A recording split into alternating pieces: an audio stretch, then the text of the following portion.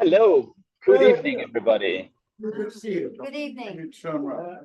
This is Guillaume from France. Are you in France or in Germany? No, for the moment I'm in France. I'm still in tour, and I'm in the car. But be reassured, I'm not the one who drives. My wife is driving us to our praying group with the community of the Emmanuel, which is on every Monday evening, and that's why I'm here with you in a car. It's lovely. It's lovely to see you again. We had such a happy time meeting you in Tours last month, and thank you for joining us. We're a group of about 20 of us, and we are under the auspices of the Cheltenham Laudato Si Circle, as you know. And really, we welcome you particularly to tell us your experience working in the whole field of integral ecology in Tours. I think you've been asked to head up a group. Is that right? Yes, I've been starting to work for my diocese.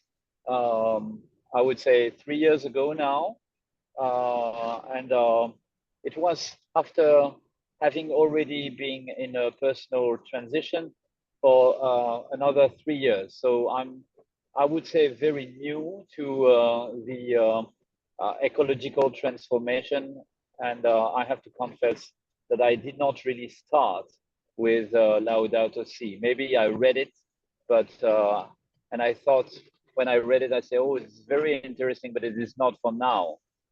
It will. It is good for in 20 years or in 30 years, but not for now. And I guess it took me also the COVID experience to understand that it was here and now that we should be concerned with the ecological transition. And what I'm doing for the diocese is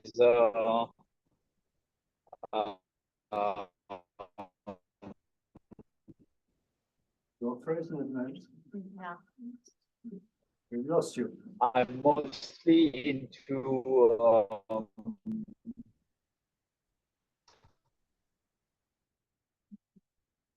We've lost you for a minute.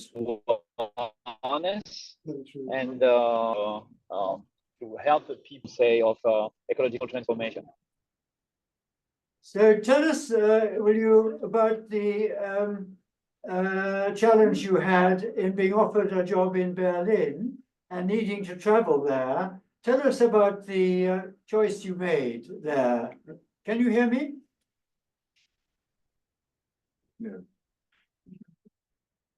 Are you with us? Oh, it's the same on your side. Gosh, I hope you. J'espère qu'on va bientôt arriver. Oh, okay. Oh God. I feel like I'm in the middle of a merry-go-round. So, oh, I see some hand moving. So I see some head moving. So you might be able to hear me now. Yeah. Yes, I can. Yes, I can. Okay. So it got back.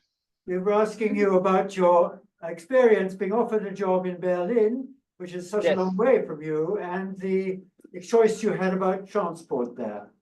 Yeah, I was in this middle of this transition, and then I wanted to change job, and I wanted to find a job where I could work with non-French companies, and at the same time, my kids are not grown up totally, and so I went online and I found this job in Berlin, and it's a remote job, so I meet people every day on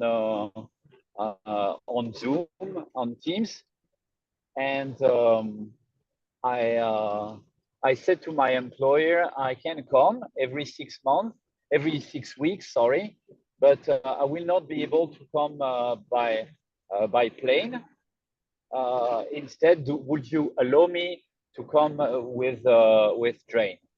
And my employer told me that it is okay. What I find is that traveling by plane, by train, is much less tiring than traveling by flight, because I don't have all this waiting in the airport. I don't have uh, the stress of all those queues, and also the airports are the train stations hauptbahnhof are in the middle of the city, so it's much more convenient to travel. Nevertheless, and it's pretty much the same price, I would say.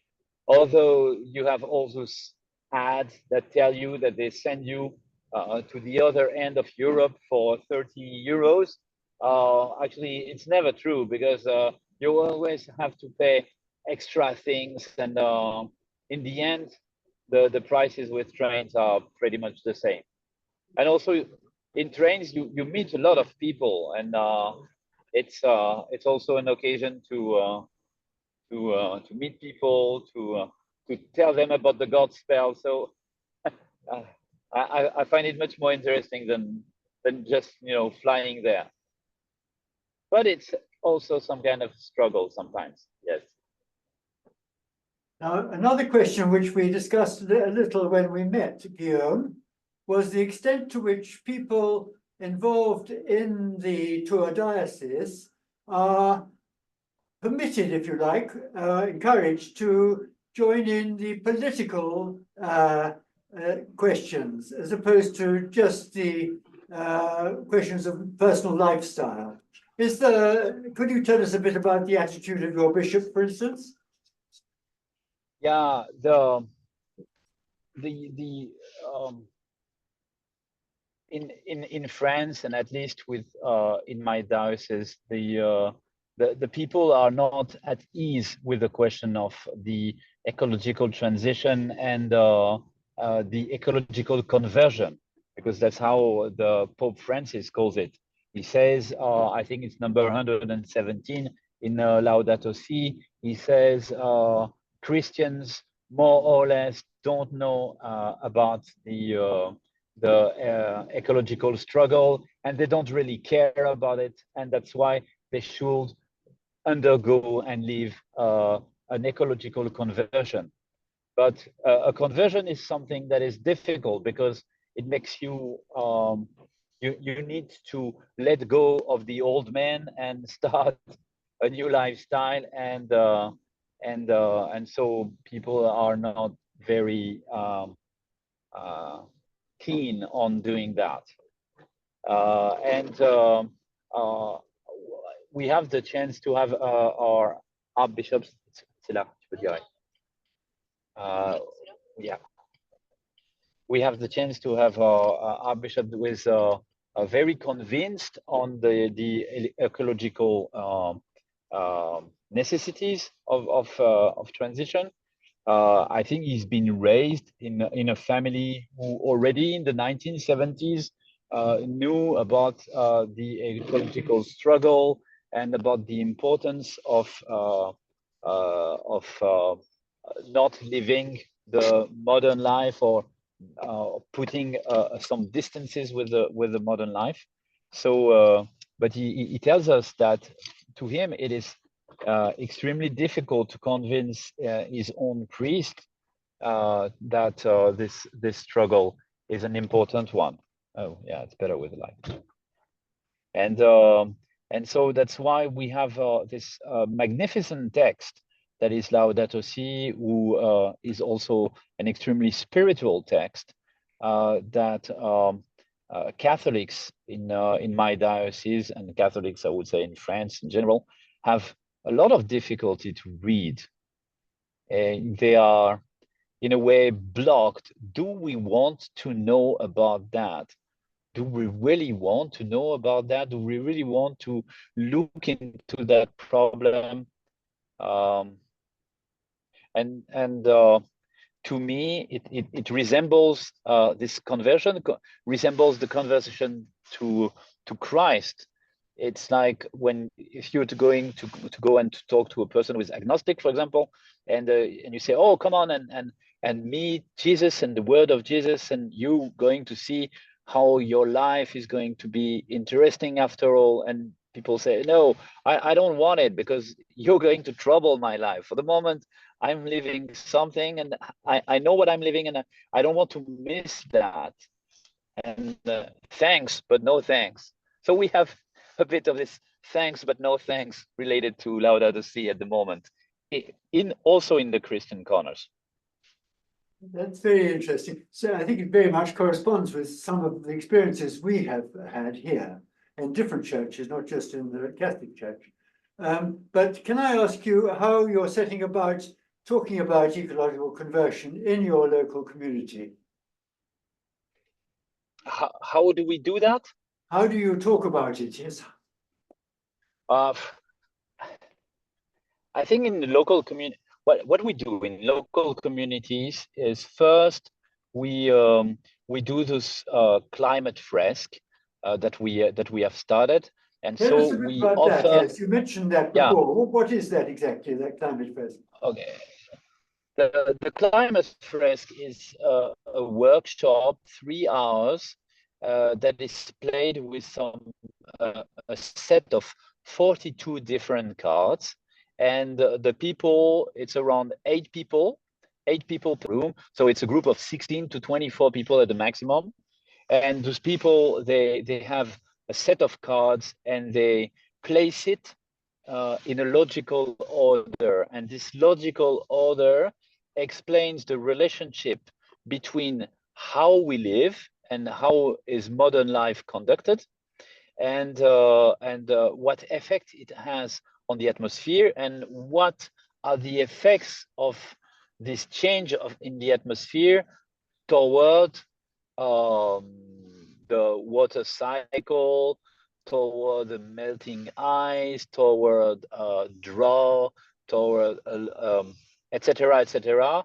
to arrive at the end at it's gonna create tremendous troubles like hunger, like people displacement, like wars, which we are experiencing now. I think we are already experiencing wars that in a way are related to the climate struggles. When our friend Putin goes to Ukraine, it's not to listen to some music. It's because in Ukraine you have extremely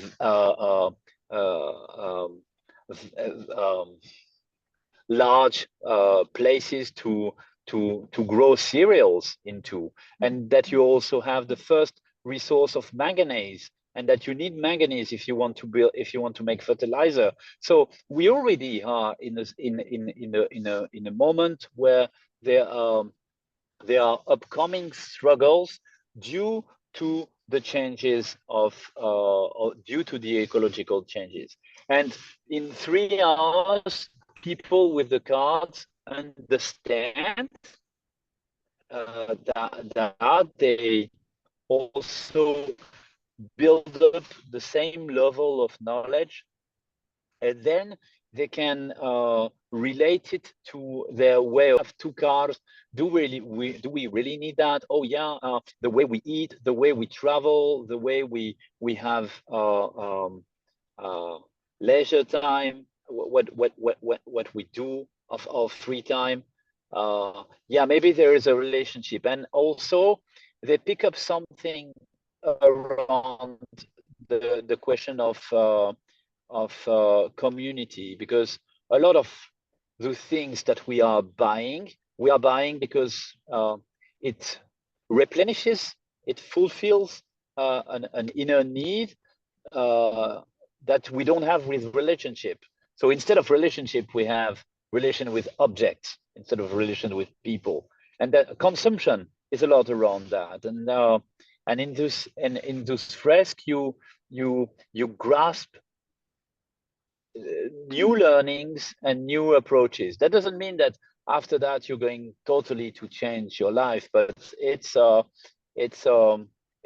would say it's a first approach. But what I find is that most of the time, people who come to those workshops, they have been already a bit sensibilized. They know already a bit. They want to know more, but you want to know more on a subject where you know already a little. Because if you don't know a little of something, why would you want to know more on a subject that you don't know the importance of? And that's also the same thing with the faith. Why would you want to know Jesus more if you don't even know that he exists? That's the starting point for your discussions within the community, is that right? And then after that, it's a question of what comes out of that from the people involved. Is that so? Yes. What we see is that the even if we start with a local based, I've been doing that for a little over 2 years now with the diocese, and I had around 220 people in those workshops, and some of them were very far away, and I see that now it is more talked about in the church. People come to me and say, "Oh yeah, we've been that, and we remember this and this." So it's like slowly progressing, and it's like with sensibilization. Well, the climate risk actually is an NGO that started in France 5.5 years ago. It's all translated in English, so you'll find it on the web very easy. And there are a lot of people who do those trainings, and it's fun because you have some technical learnings, but not too deep. You don't need to have you don't need to be a science teacher to understand it, and when the movement started of climate rescue, it was around, I don't know, a few hundred people, and now there's been more than 1.5 million people who were trained with the climate rescue, and there are over 80,000 trainers, like I am, benevolent trainers. Okay, we don't do that for living, and so it's kind of a growing citizen movement. But So this is one of the, well, it doesn't connect with the church as such. no, it doesn't connect with the church. But the funny thing is that the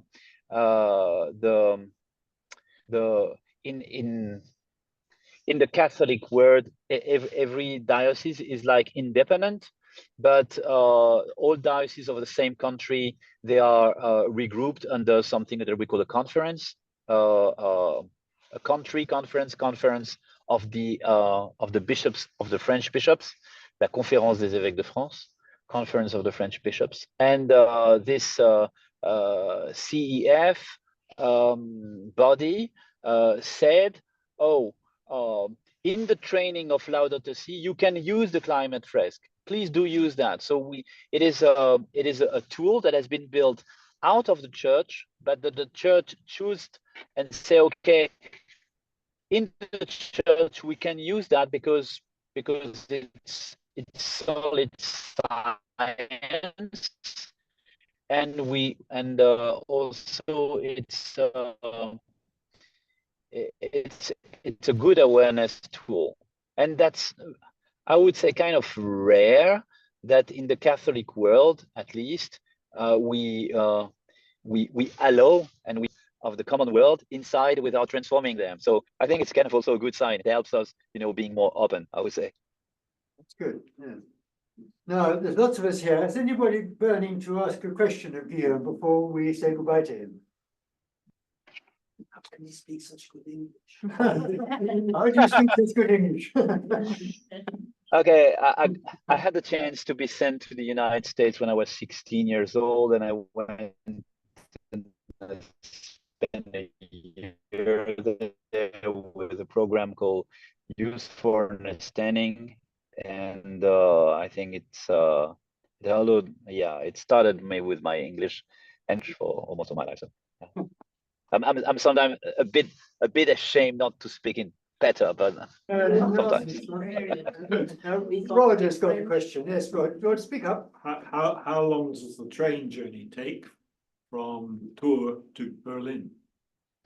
I would say around 11 hours, and it depends if you take the train, a day train or a night train.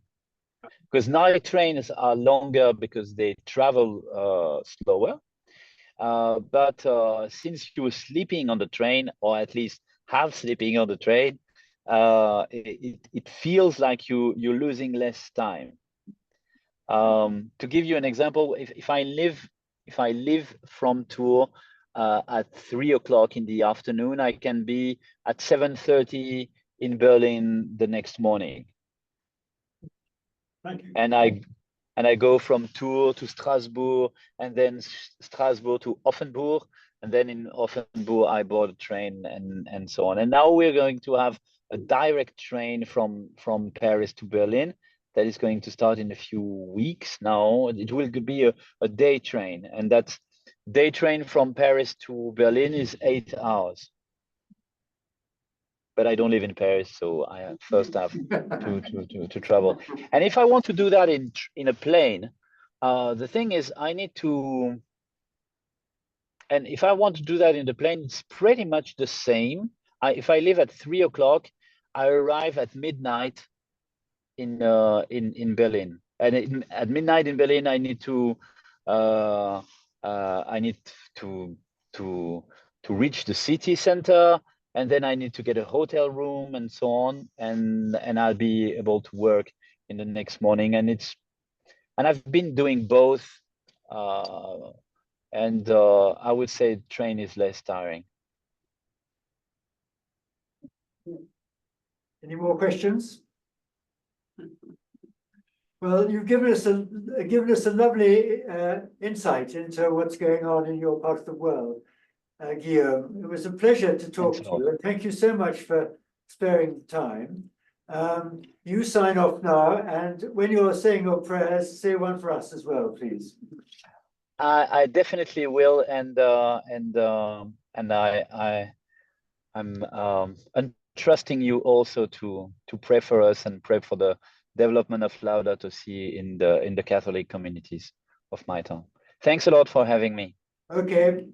God bless you. Bye. Bye. God bless you. Bye bye.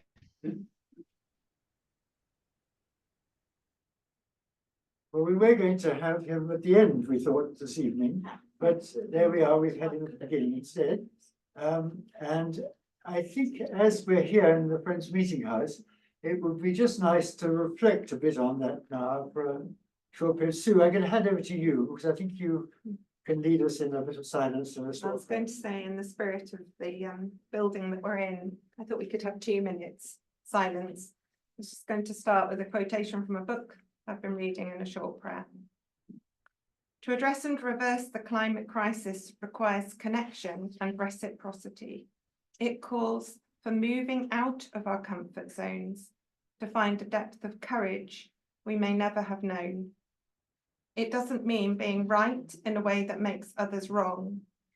It means listening intently and respectfully, stitching together the broken strands that separate us from life and one another. It means neither hope nor despair. It is action that is courageous and fearless. It relies on reverence, respect, and compassion for ourselves, for all people, and for all life. And that is a book called Regeneration by Paul Hawken. And so in this 2 minutes of silence, we implore the Holy Spirit to be with us, gifting us wisdom to connect our hearts and our minds in an act of love for each other and all life on earth. Amen.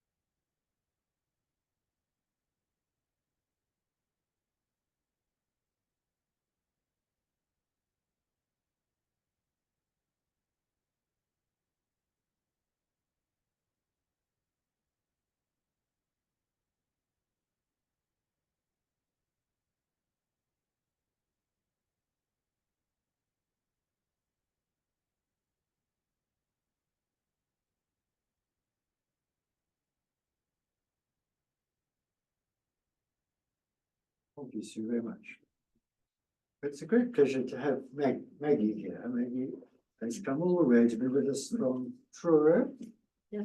And she is a trustee of a relatively new charity, although it's been going as an organisation for a bit longer, called Flight Free UK.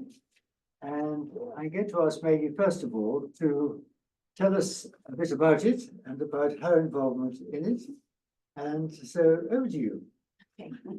So Flight Free UK came out of a movement which started in Sweden, and you might have heard about Flygskam being a Swedish phenomenon, which means flight shame, but the object is not to shame anyone.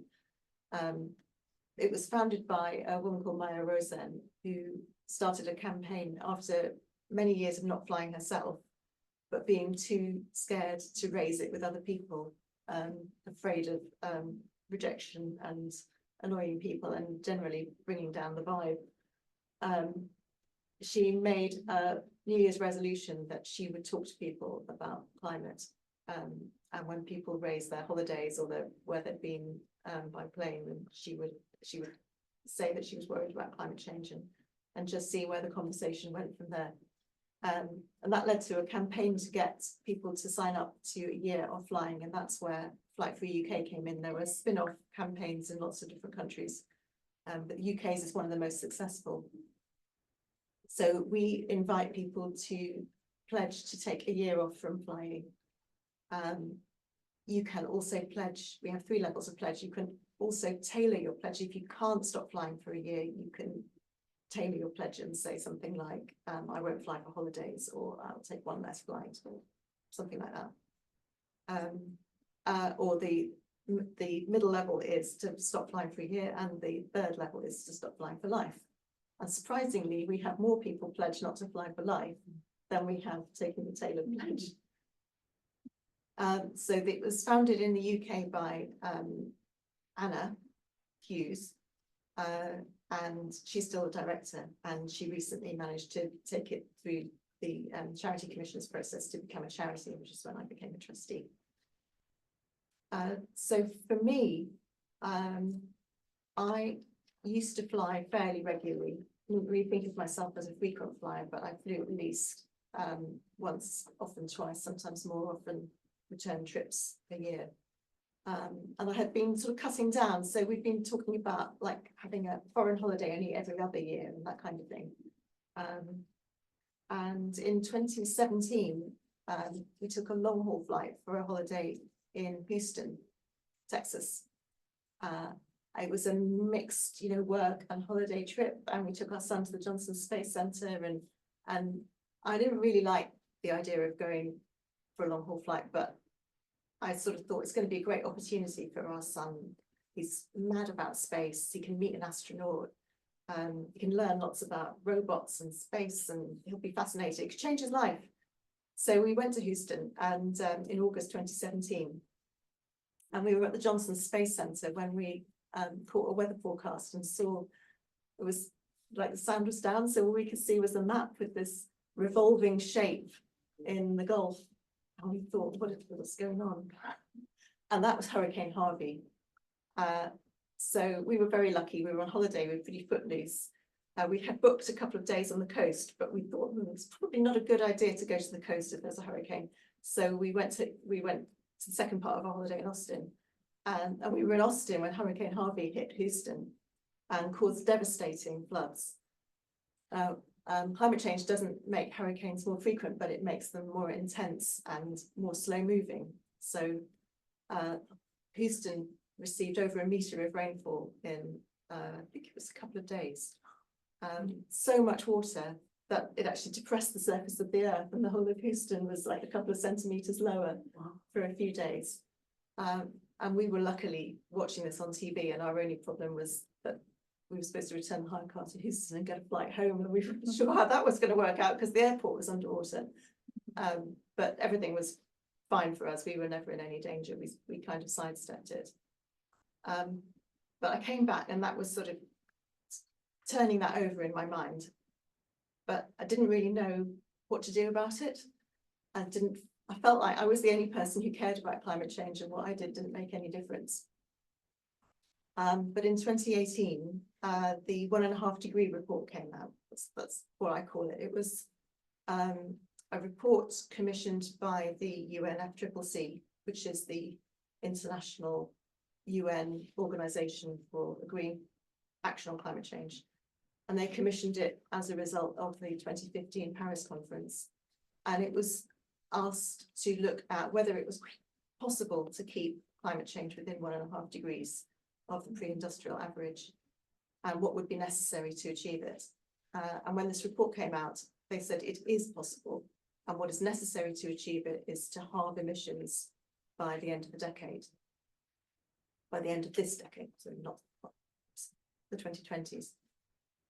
And I thought, well, at last, I know that climate change is a soluble problem, and I know what's necessary to achieve it, and I know what it would take to cut my emissions in half, and stopping flying is the biggest and simplest step I can take, because of something like our flight to Houston, that's several tons of CO2 per passenger, and that would go a long way to halving my emissions, to not take a flight like that. Because once you've done that, you can only do that once. So I stopped flying in 2019, and I joined Flight Free UK. I pledged not to fly in 2020. And of course, I felt like that hadn't really made any difference at all. So that's when I thought I had to also try and influence other people. So I joined the charity as an intern, and I started coming to meetings like this and trying to talk to people about it, and writing things for their website, and wrote to my MP, and really trying to do now everything that I can to raise the profile of flying, which I think is a fantastic opportunity to take climate action that really makes a difference. Because those of us who are quite well off and live in rich countries, we're the ones that are doing most of the flying, and our actions have disproportionate effect. So I'm really hoping that you'll ask me lots of questions, and I've got some questions for you. And I've also recently watched a TED talk about the barriers to people taking action on climate. And if you're interested, then I'll send you some more about that. We can talk about how to overcome those barriers. And you may even recognise some of the barriers in yourself, and I know I certainly did when I watched it. It was one of the barriers from the TED talk. So the talk is by a Norwegian psychologist called Per Espen Stoknes. He's also I think the equivalent of an MP in Norway. And he said he pictures each person within a sort of maze of 5 barriers. And the first one is distance. And the distance barrier is that feeling that climate change, it's not that you don't think that it's real, it's that it doesn't feel like it relates to you and your life. And you don't feel like you can make any difference, and you're not sure it's going to affect you personally. So yeah, I definitely have come across that. What were the others? Right, I might need to resort to getting my laptop out. I think I made it. I'm not going to play the TED talk. It's just that I made some notes. I forgot how to use Yeah, but I forgot to bring my notebook. So. So the next one, he calls them the 5 Ds. First is distance. Second is doom, and that's the feeling that it's too late, and nothing we can do makes any difference. The third is dissonance, which he illustrated with his own experience, which was that he talks about climate change, and yet he had just flown from Norway to New York in order to give this TED talk. The fourth is denial, and the fifth is identity. What's that identity? So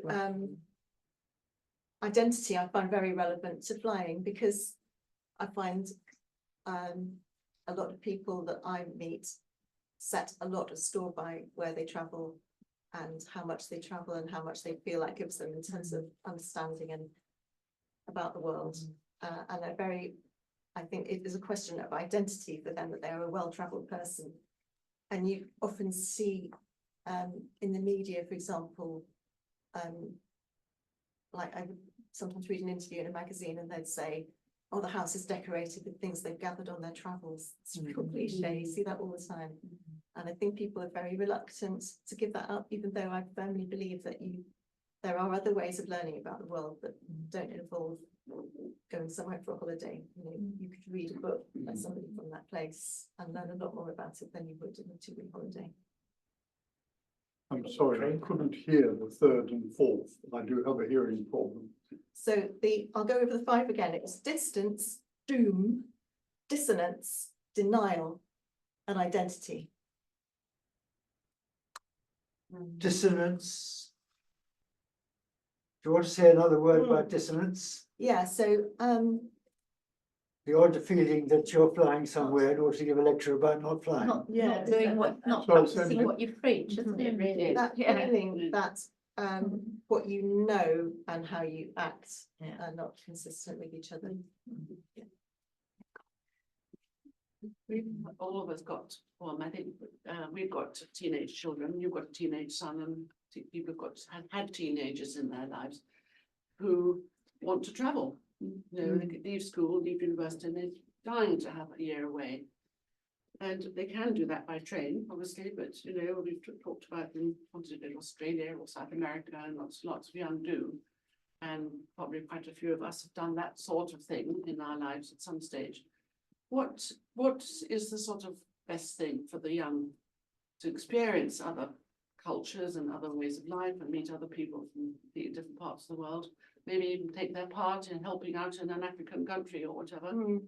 If they can't go by train, how should it be that they should be discouraged from taking that trip or staying out there longer, or how do we help our children make those choices? So I don't have all the answers to this. Anyone wants to chip in, you can. First of all, I think that year abroad, I think it's idealised a bit by parents that we think the kids are going to learn so much about the world. But often they travelling with other people like themselves, and they go to places around the world and they stay in hostels with other people like themselves. And I think they have a fantastic time, but I'm not sure that they actually learn that much about the world. It must depend on the choice Of course, what they do. yeah. Yes. I was very privileged through Flight Free UK. I used to present a podcast, and I hosted a podcast with a colleague from Flight Free UK who had done what's called voluntourism, when you travel to, in his case, he travelled to Uganda to paint a school or something, and he had a very jaded view actually of what he'd done. He felt like he had no particularly relevant skills. There were people in Uganda who were better able to paint that school than he was. And his emissions in flying there were more than the annual emissions of an average Ugandan, just for that return flight. And on the podcast, we had some guests who are from Uganda, and they said, we welcome people who want to come here and share their skills, but we do not want teenagers who just think that, they said it's the othering of people in Uganda, that they think that they can help. Essentially, they were accusing us of thinking we can help just because we're white and they're not, that we have something to offer. You know, they're very happy to have people who are skilled and expert come and share their skills, but they weren't all that keen on gap year students, volunteerists. This is some anecdotal stuff. I'm not sure if it would help or not, but a few years ago, well, actually in the last century, just about, I happened to be, yes, in a youth hostel, opposite St Pancras, oddly enough. And I was talking to the guy who had a room, four of us sharing a room, and he turned out he was Dutch Belgian. And I kind of thought to myself, I asked him, well, if you're speaking Dutch there in that part, and the rest of it, rest of Belgium is sort of French speaking. Why aren't you part of Holland? And he said, well, and this is where a lot of the people come in. Dutch speaking Belgium is Roman Catholic, and Holland isn't. Holland's Protestant. It's the way that's the split. It's a religious split. And I could have found that out from other places, but I just happened to be in a youth hostel talking to somebody. So the interacting with people of different cultures, it's very important. You know, whether you have to fly to Africa to do it, this is another matter. But you know, this was done, and you know, I learned something. I haven't forgotten it. And you know, in subsequent years, you're learning more about the culture, how Europe operates, and you know, talking to people who are from that part of the world really is quite an eye opener. So I was very glad of that experience. So that was just more to make there. I think you do hear of people who've been on gap years, and it's changed their perspective, and it changes what course they decide to do. You know, to some extent, exposure. Yeah, I mean, maybe, as you say, you know, that it isn't necessarily about where you go, it's the fact that you're having any exposure to other cultures. And I was with a group of people my age a couple of weeks ago, and we were talking about our experiences when we left school, and found out that each of us had been to a European country au pairing after we left school, because that's what you did then. You didn't go off to India or Africa or wherever. You went to Europe, and you went on train, and you learned not just the language, which was part of the reason for going, but also you learned an awful lot about that culture and about the fact that people who might seem on the surface quite like us actually have a very different perspective on life because they're French or German or Italian or whatever, you know. And it's just, and I think as a learning experience for young people, any, you know, an exposure to people who are just not quite like us is always going to be valuable, isn't it? Like Martin says, you might just meet them in a youth hostel in this country, or you might go somewhere that isn't necessarily thousands of miles away. I think more worrying than that sort of once in a lifetime gap year thing is what I experienced in the delays in the summer. I camped at Gatwick for 2 days and 2 nights. Is the sheer volume of flights taking off to get, so that they end up cancelling flights because air traffic control can't deal with them, or there are not enough captains. Unbelievable. And it's just scary. And we know that film where there's 1 million flying at any one time, the city in the sky. And it's very interesting that just yesterday I had a conversation with my son, which changed my view, because I come from Africa and I bought this in Cape Town. So it's from a Coke bottle. And I thought, well, you know, in 100 years, we've gone from manufacturing the car to the electric car. So maybe, and as my son has been, you know, he's twin son, they're both masters of mech and desperate to work for Formula One as design engineers. And Ben went on to work for electric motors in a new company, Oxford, and then a new company just a year ago, I think, they opened the factory in Bicester for motors for electric aeroplanes. I thought, well, okay, we're not going to make it by the end of this decade, but surely in 100 years we'll electrify flying. And he said, well, absolutely not. He said, if you lower the price and make it all more affordable, you're going to have more and more people flying. So it's just going to magnify the problem. He used all these names. Sorry, who was that? Who told you that? My son. Your son, Yeah. Excellent. But he's self-funded himself. This is very interesting, into AI and using, I don't know if any of you watched the air crash investigation,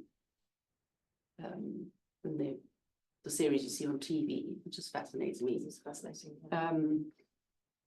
So, you know, airplanes, you know, every single bit and every single system for those bits are controlled by the Civil Aviation Authority. So he's been involved in those safety systems and checks And those sorts of people are now required in AI safety systems. And he said, there are two big imminent critical things, is the climate problem, but now AI. And he said the reason governments aren't interested in reducing energy use is because they're going to be needing so much energy for AI. So I got my head around this lot. He said there are literally trillions of silicon chips doing transistor switching, and which require massive warehouses. And I didn't know that. And one chat box conversation that you have will require 20 liters of water to cool the heat generated. So basically saying Amazon, Microsoft are buying up nuclear power stations to fuel this imminent, massive problem. Yeah. So what else did he say? Well, Yeah. thank you very, thank So you. it's, Shall we go back to flying? yes. Actually, I would like to make a connection with flying, which is that that both of those things are areas where we expect a huge increase in use. The difference with the AI is that it's electric. It's already electrified, and there are renewable options for supplying that power. But I do think that there's an issue with the pricing, isn't there? That I haven't actually used ChatGPT, but I mean, I get it's cheap, isn't it? And you don't have any sense of the vast amount of energy that it's using because it's all happening somewhere else out of sight. And I do think that there is a comparison with flying, where flying got so much cheaper in the 2000s, and we all started using it in a completely different way. But because we're not aware of the climate and pollution impact of our flights, that's not priced in. And we can't really be taking rational decisions about either use of a chatbot or taking a flight if we're not aware of the real cost. But just as an aside, what would a lot of people, and I've only recently realised it, just to have your mobile phone on your computer and keep emails and keep photographs and all the junk that we do keep on there. I'm very guilty of it because I can't get rid of it all. And all that is taking massive amount of energy to store it in these Big warehouses. Yeah, well, iCloud, which is actually The building. iCloud is warehouse. Yeah. So yeah. But then the positive thing that he said is that even if you reduce a long haul flight to every 18 months instead of annually, makes a difference. And yeah, you think, oh, you know, what I do doesn't help. But he said that if 10% of the population stop flying, it does impact on social change. And then you'll get, you know, a political shift, and he called it the Overton window. And then a brave politician will tip the scale. So there lies the what's the Overton what? The Overton window. We're shifting the Overton window. That's the mission. What is that? Look it up. Is that like reaching a tipping point? It's it's reaching a tipping point where public opinion Okay. affects It sort of policy. widens the range of policy options that politicians are prepared to look at. I was going to say that one of the things that you hear about now is that local populations, say in Venice or wherever, they don't want all these people coming to their country. They do not. It's become a burden for the whole world. So it's actually not just, it's not just flying. It's all the other implications that it's not sort of we don't talk about it, but it's actually the polluting cruise ships and all this carry on are actually as important to be discussed. Absolutely. Yeah, I was going to say, I find your sort of incident that sort of got you converted, you know, seeing a 1 foot or hearing a 1 foot of 1 meter of water or whatever. Not everyone's going to come across something like that to convert them or realize the serious thing. But sooner or later, I think a lot of us will. Maybe 10 who knows. But there are, you know, I don't know how air pollution or air carbon dioxide compares to cars. But I mean, something like that is practical if there was free transport, for example, and you had fewer, less transport on the road because of, it's public transport, and that was free, then people would have the incentive. And I'm wondering if that's the kind of direction where, you can see something quite small scale, like the special offers on trains in Europe, 49 euros for a month and so on. Those are the, attractive to lots of people. Those are the things to, and this distance thing is a big problem, I think. That in Cheltenham, I remember the floods in 2007, and that was not really changing my habits. To be fair, I've done a little bit because I hate, just came back from holiday in Spain, Girona, went by train, but it was much more pleasant. That was the main reason. And it's just making people, if you could get government to kind of go in that direction, public transport, incentives for trains and things. I don't know. I mean, would that be a massive reduction compared to flights if people drove less? Or Okay, so there's some different things in there. So for long trips, for holidays, flying is hugely more carbon dioxide than any other mode of transport, other than driving a big car by yourself. That's if you, for example, if you were traveling from London to Edinburgh, if you take the train, it's about 1/10 of the emissions of flying. But if you drove in a Range Rover 3.2 litre all by yourself, then that would actually be even worse than flying. But with road transport, we've got electrification, that's coming quickly. So there are lower carbon options, and of course there's trains and buses as well, which are fantastic. If I mention something very, very quickly, a small point, you mentioned the Great Flood of 2007. That year, that was 200 millimeters of rain, 20 centimeters. You had in Austin, Texas, was the meter. The meter of it. Gives you an idea just gives you an idea just how much water there was there. And this is the kind of damage that the Gulf of Mexico, as it warms up, can cause. Yes. Just wanted in that, And it's some of us might even remember the Great Flood of 2007. That was fun, wasn't it? It's very difficult. I think your own experience definitely helps you feel climate change as something that's more immediate. So when we have heat waves, it's a lot easier to believe in climate change, isn't it? But it's actually very difficult from your own experience to say anything conclusive about whether the climate is really changing or whether we're just seeing, maybe you're just noticing it more. I think that floods get reported a lot more than they used to, but it is 100% real that you have to rely on scientists and meteorologists. The Gulf of Mexico is the hottest it's ever been, and so is the North Sea. No, I was actually working with British Gas, and they wanted the temperature for gas use and stuff. And 19 out of the 20 hottest years are after 2000, things like that. And that's not fact. That's fact that can't be argued with. They from records from 1780 or something. And I think that most people don't know that, but it's a very strong indication that there is definitely, heating up, and it's almost certainly man-made. And people, this climate denial thing has to be squashed somehow. It is happening. I think it's one of the things you have to not get the media say, "Oh, there's two sides to everything." Kind of nonsense. In one sense, we seem to be talking simply about rich countries. Going back to the gap year, a great nephew of mine said, "Well, you had it, why shouldn't I?" And when you think of the third world, whatever that means, why shouldn't they fly?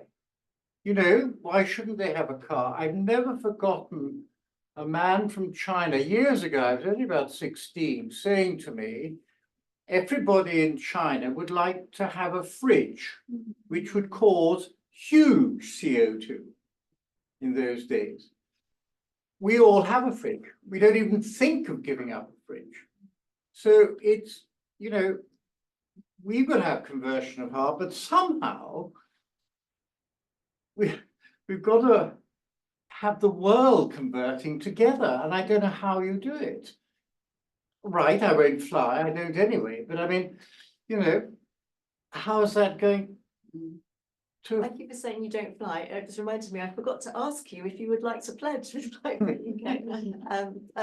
If you want to, you can pledge on our website. And by the way, if you weren't going to fly anyway, we'd still love to have your pledge because it's very important to show the politicians and the media and airlines and airports that there are people who don't fly. And there was someone in the debate over the expansion of Bristol Airport. I saw somebody from the airport saying, well, of course, you know, climate change is a terrible worry and pollution is awful, but I don't know anyone who wants to fly less. So I was able to say, well, actually, there are thousands of people who pledge not to fly. But how do you deal with hypocrisy? Somebody like Lammy flying in a private jet to India, and you think, here is a man, you know, a public figure. I wouldn't call it hypocrisy. Actually. All right, what would you call it? Well, if it's for work. I mean, I don't want to be disrespectful after that prayer this morning. I mean, you know, I don't want to point fingers, but you somehow feel that these public figures, Taylor Swift flying into England in her own jet, and you think, I just, you know, I do despair. The doom bit is the one that worries me. On the other hand, I think my great heroine is Greta Thunberg. When there was a big climate conference in New York, I think she went in a boat. That's right. And I think by the time she arrived in New York, I think she was desperate for the toilet. There wasn't one on the boat. You know, I'm not convinced she would do that again in a hurry. But it was. She did sail back actually. Yeah, because do you remember they cancelled the meeting while she was on her way to it? She wasn't the only one. There was a group called Sail to the COP who were travelling from Europe to the COP, which was in Latin America that year. And it was cancelled because of civil unrest, and Greta came back in another sailing boat. But you got, I mean, it's highlight time and cost are things that really mitigate against giving up flying. Especially for people who are. Guillaume, like he's going to Berlin from Tours. Well, it's easy from Tours. You just get a train to Paris and then night sleeper to Berlin. In the UK, it's totally different. I've daughters both live in Germany. You've got a daughter in Spain. You know, you can be there in one day, but by plane, and we can get a coach to Heathrow plane, and then we can use the €49 ticket to get, you know, use public transport the other side. But if we try to do it by train, we've got to stay at least one overnight stay, if not 2 overnight stays. Where in Germany do they live? Kiel. I don't think it would be that difficult actually. Well, no, it's possible to do. I'm not saying it's not possible to do, but it's a lot more expensive It than might be more flying. expensive. Because I've looked into this, plus you have to, you have your overnight, but just from Cheltenham to You London. don't have to stay overnight. You could go Cheltenham to London, London to Brussels, Brussels to Cologne, Cologne. You won't do that in one We day. did that last year, definitely. No, you can't. I've looked into it, sorry. I've looked into it. There's a story that was written by If you my leave at husband. 1 o'clock after midnight and get there Yeah. 1 o'clock before midnight the same day, okay, one day, but you can't. It's not There's a possible. story on our website, which I made my husband write after he travelled to, so he was travelling from London, which obviously makes it a lot. Well, this is the Yeah, thing, yeah. you've got to get to London first, and But from yes, here, to get to St Pancras, you've got to allow about 4 hours. Yes, You've got to yeah. cross London. easily do You go that. by coach, yeah. From St The Pancras coach doesn't to. leave early enough to get there, to get an early train from St Pancras. It doesn't. So he looked did at it the other day. He used to fly from London City Airport, but he did it from St Pancras to, it was to Labour Crescent, and he did it in an afternoon. So, John, so do you could have a you, morning to get to St Pancras. well, You could do I it. know, I've looked at it. John, as a matter of interest, do you describe your visit to your daughter as a holiday? Well, ideally, we do it's a bit of both, a holiday and a family visit. Yes. But next week we're going because we've got a new grandchild. And that's, you know.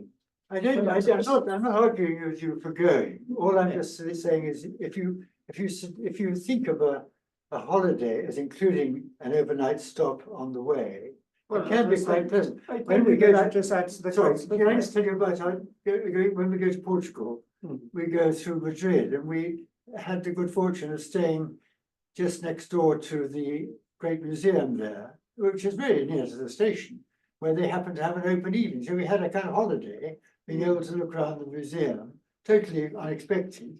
during the course of our trip to Portugal by train. I mean, you could look at it in different ways. Yes, no, I agree, totally. You can look upon I mean, Also, I'd enjoy a train journey. I'm not saying I wouldn't, but May I it's say, time and cost. we That's do- all I'm saying. we care about all flights because the climate doesn't care why you're traveling. But holidays account for 64% of all trips overseas. And I think holidays are where we have the most choice about where we go and how we travel.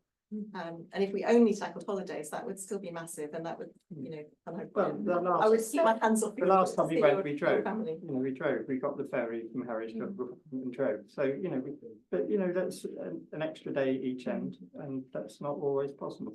If it helps at all, last year we did actually pretty much a similar trip, basically from here to Kiel. We did it, and Hamburg as well while we were about it. And we costed it out. We could fly to Hamburg. You'd probably have to go to Stansted first, and we kind of worked this all out. The flying worked out slightly cheaper. The train travel was slightly more cumbersome, which included a stay overnight in Brussels. Why stay overnight in London when you can stay overnight in Brussels? Because you know it's in the charming suburb of Anderlecht. It's in Brussels Midi, which is lovely. If you like Morocco, you'll like Anderlecht. You know, it's great.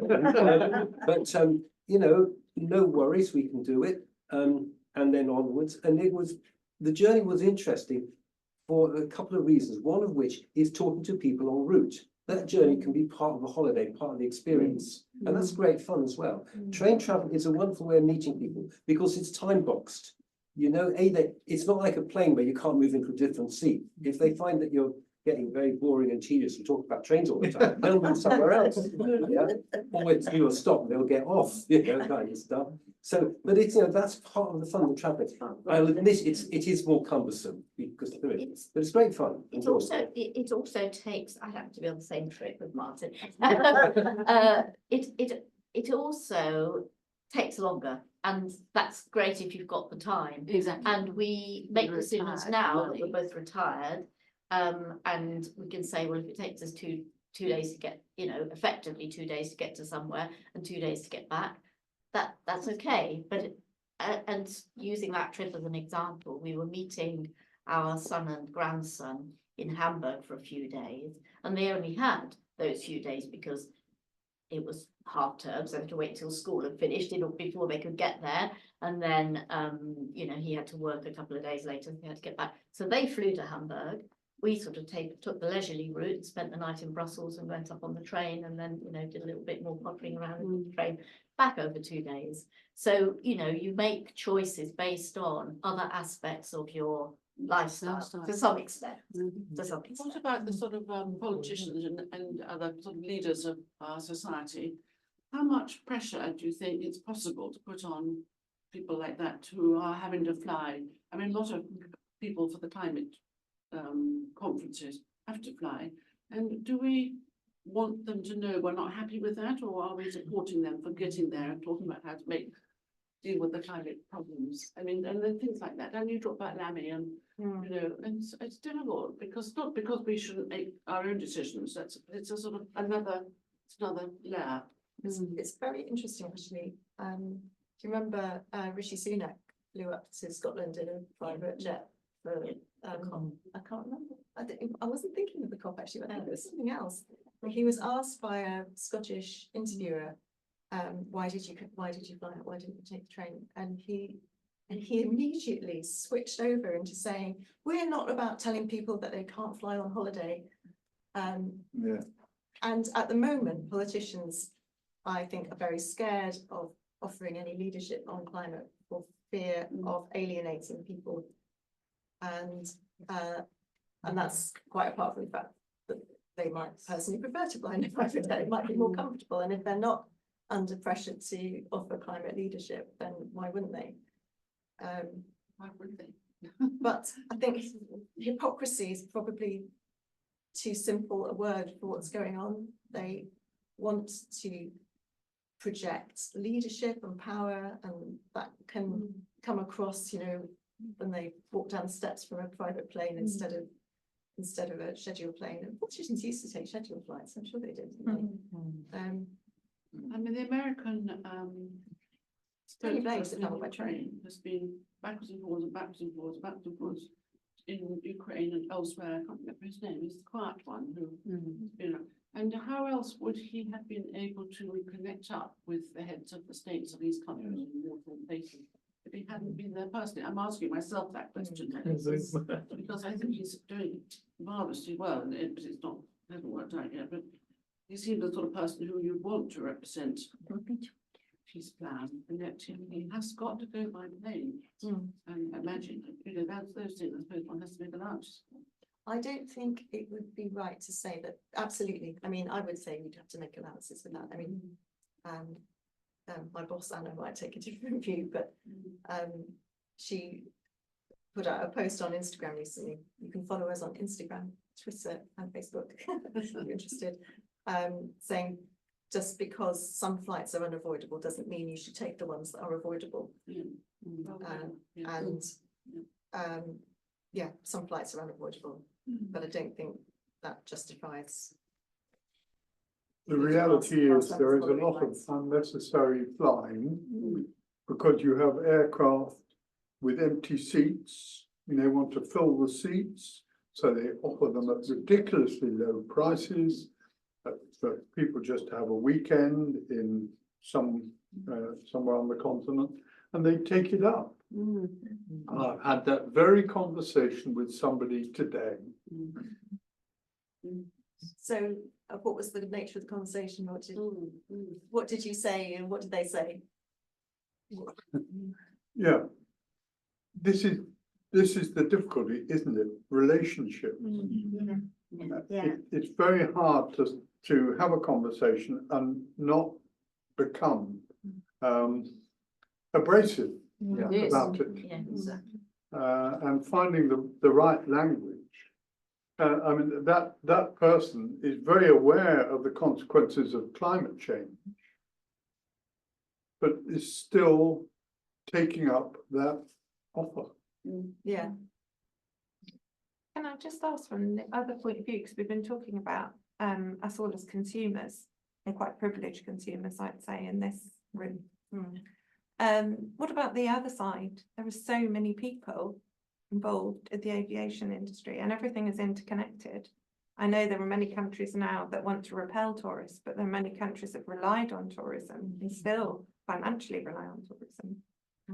And there's so many, I mean, if you look at any airport, it's not just your pilots and your crew, it's all the shops and the whole running of it. I mean, the whole of it's around Gatwick. I mean, everybody works at the airport, don't they?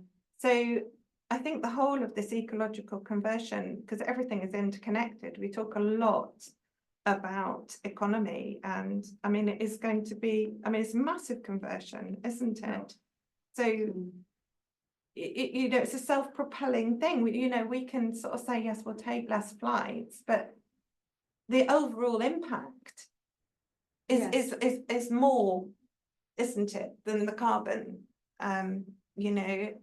And how are we going to redeploy people with AI? What's going to happen to everybody? You know. And so let's be realistic. We're not going to be shutting airports overnight. No. Even if people stop flying holidays, we would still need airports. But they have been expanding massively recently. Yeah, I mean, we can resist that. But I'm just thinking in terms of you said most people pledge not to fly for life. I quite like more people do take that pledge than take the easiest. Yeah.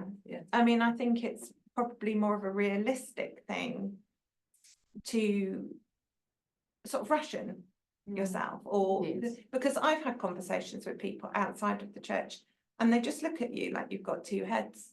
They really do. It just is it's a start from nowhere. I mean, you feel hypocritical because we don't fly loads, but we do fly when necessary. I think that is one reason why the pledge is for whatever reason. Well, I think we can all see the reason. It is very difficult to talk to someone else about reducing flying if you are still flying. I would say I haven't given up flying forever, but it makes it a lot easier to talk to people about flying less. But I'm not taking any flights at the moment since 2019.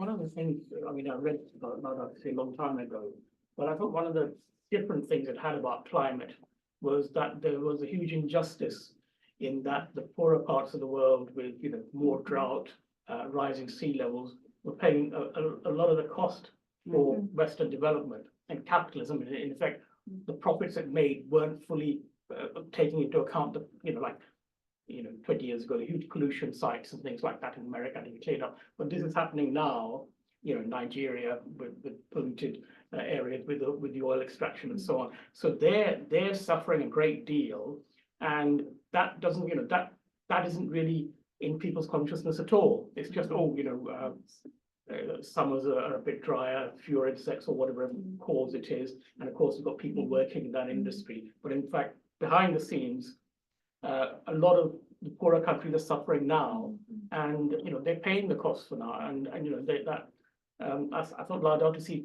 referenced that, whereas a lot of the discussions ignore the economic cost on the poor part of the world. Use that if you're in your conversations? I would, yeah, I would say you might say jobs in aerospace will be reduced or whatever it is.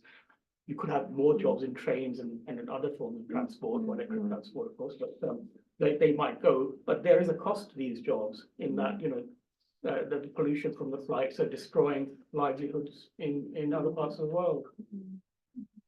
I thought William, is it Guillaume, what he was saying about Russia, that the reason they went into Ukraine was because they want what Ukraine have got, because they're actually suffering from climate change themselves or depletion of the land. So that's why they moved in. And the problem with Israel, a lot of it is to do with the fact that Israel has the water. They don't want to lose the power of water, and it's water that's the problem there. And it's just massive, really, isn't it? It's certainly as far as Ukraine is concerned. In the days of the Soviet Union, Ukraine was a breadbasket of the Soviet Union. It was very fertile soils, and again, we can see now they're huge grain exporters and sunflower.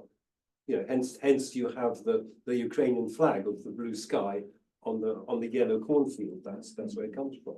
And so yeah, you can see there are probably quite a few reasons, but I think we shouldn't want to delve into it now. What he did, what he did, but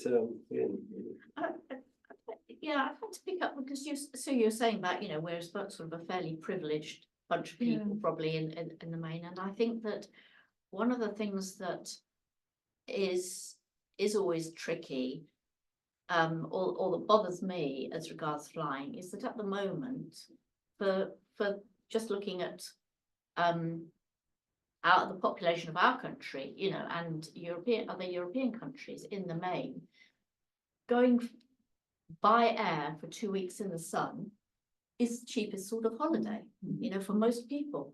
And people can't afford to be choosy and to choose to not fly.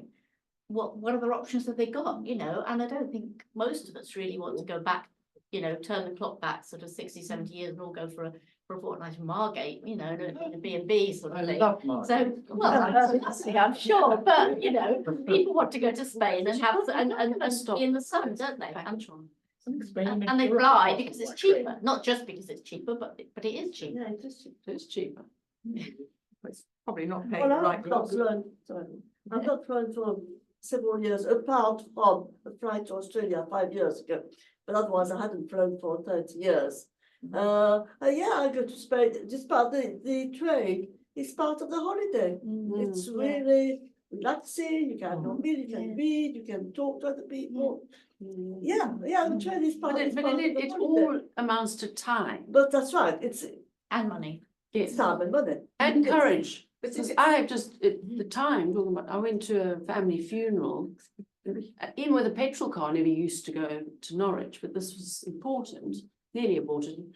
But I planned to spend a night in Bedford on the way, electric car, full shot. Well, this thing gave so much trouble, I ended up spending 4 days wearing the same clothes and could empathize with the refugees and whatnot, because I ended up spending a night in my car, sleeping outside of a hotel I'd booked, but all the flipping ARs and things, I couldn't access the keys. And, and then, went back to base. It's terrifying, but I'm retired and I've got money to throw at the problem.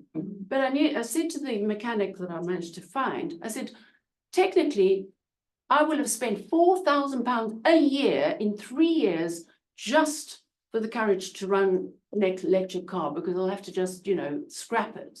But they found the problem because it had tripped the grid serve charger. So it's not a joke. It's terrifying. And all this traveling by train, if you're on your own, it is very scary. Actually, You that can't leave your luggage here and go to the loo, or what? Yeah. Woman on her own. And I was waiting until 10 o'clock at night for the rescue people to come.